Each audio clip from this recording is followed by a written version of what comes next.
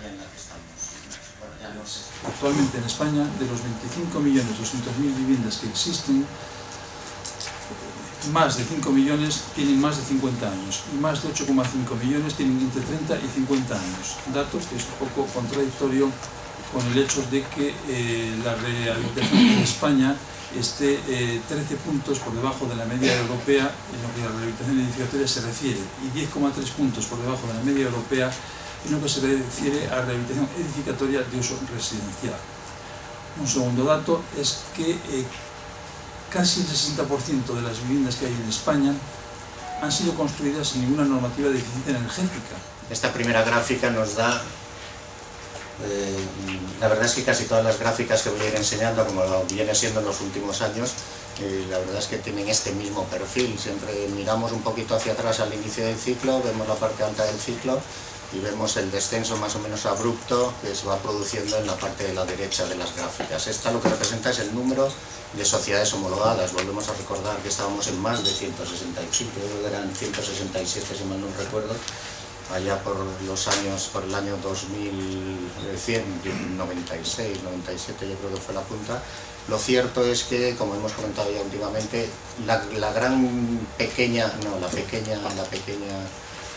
situación extraña fue el año pasado, que con la incorporación, a pesar de toda la crisis, la incorporación de nuevas sociedades al sector regulado. Yo creo que tanto las normas internacionales de valoración como RICS ha acomodado, fijaros que ahora cuando estamos hablando del valor de los activos o de las liabilities, estamos utilizando en general 4 términos que intentan hablar del concepto de valor.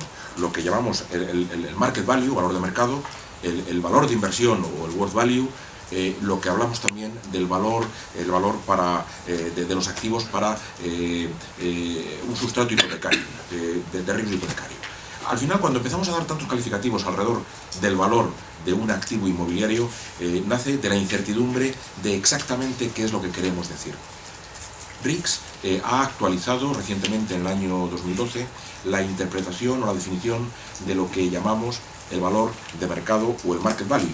Y ahí les he puesto la definición actual que RICS tiene. Los consumidores, como bien sabéis, tenían unas expectativas, yo sinceramente creo que utópicas, en que bueno, pues se iba a seguir adelante con la propuesta tal como se había planteado de la iniciativa legislativa popular, que planteaba un doble mortal, si me permitís, con tirabuzón, y era que una teórica plataforma de afectados por la hipoteca lo que quería era el que no seguir en su vivienda, sino fomentar la dación en pago de las viviendas. La verdad es que a mí este tema es un tema que tengo que reconocer que me ha sorprendido el que no haya sido más abordado por los medios de comunicación. Es que, como bien sabemos todos, la evolución del sector inmobiliario tiene una correlación con lo que es el crecimiento del país bastante cercano, por así decirlo, y pues esperamos que en los próximos años pues tengamos un mayor crecimiento.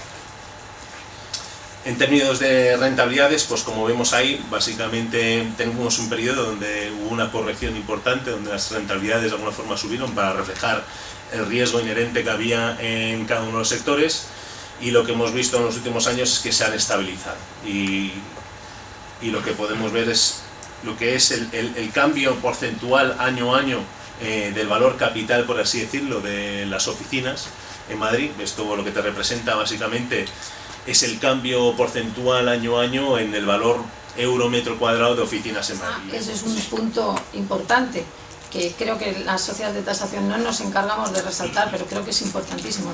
La gente que se dedica a hacer tasaciones no se dedica a hacer intermediación inmobiliaria. Se nos utiliza muchas veces, se nos dice que como no nos dedicamos a vender no tenemos información. Creo que es totalmente incorrecto. Tenemos unos requisitos de homologación importantísimos regulados por el Banco de España. Estamos obligados a tener un seguro de responsabilidad de la sociedad mínimo 600.000 euros, y a su vez prácticamente yo creo que todas las sociedades de tasación también obligan a sus técnicos que tengan un seguro de responsabilidad a la hora de hacer su trabajo. Este punto también me parece bastante importante.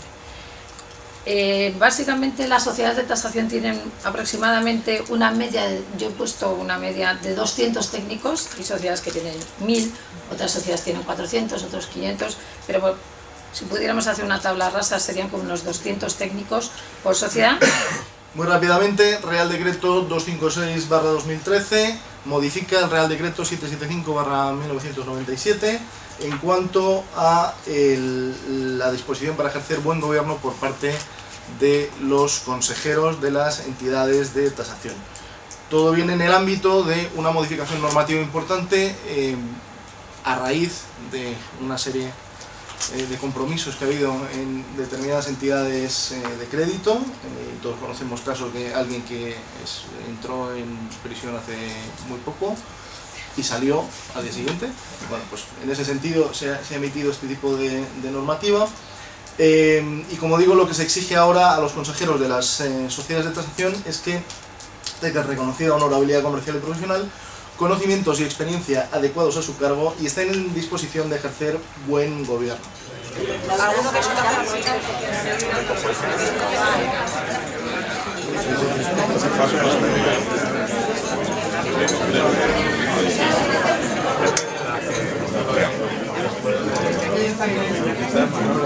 La cátedra surge como esa necesidad de esa independencia, de crear ese organismo mixto, un organismo mixto que tiene la sede en el Departamento de Construcción y Tecnologías Arquitectónicas de la Escuela de Arquitectura de la Universidad Politécnica de Madrid, y que es una unidad, se entiende, como unidad de compromiso institucional e inscrita en el marco jurídico de colaboración que hemos dicho entre universidad y mundo empresarial.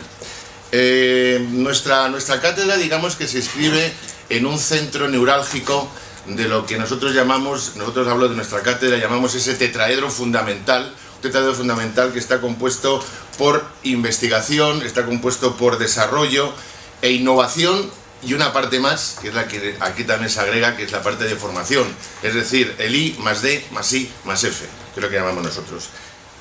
Bien, he preparado un índice y siempre me gusta primero definir qué es sostenibilidad.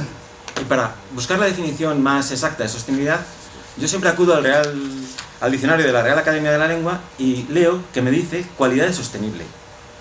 Entro en la palabra sostenible y habla de un proceso donde se utilizan recursos energéticos para intentar, leo exactamente,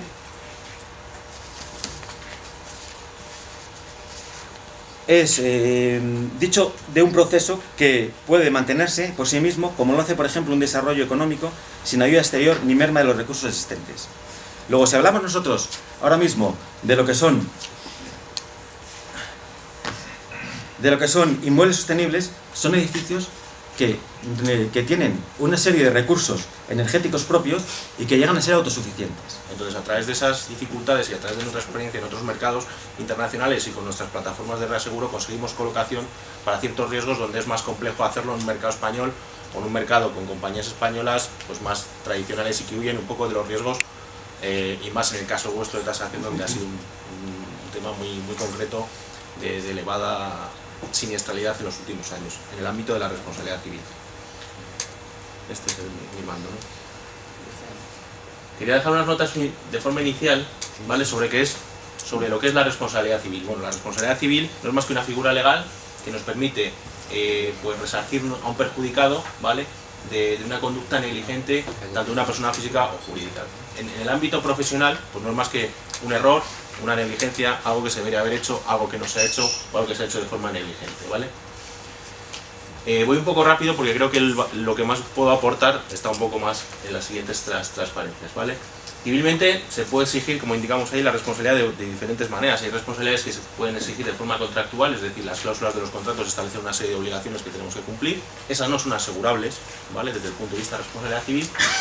Y lo que es más importante y que creo que prescriben a lo largo de un año. Siempre al final, bajo nuestro punto de vista, dado que la inmensa mayoría de los técnicos tasadores al final trabajan como personal liberal, sino que esto es que no suelen ser, hay de todo, ¿no? Hay de todo, no suelen tener contratos laborales con las sociedades de tasación o en un porcentaje muy pequeño.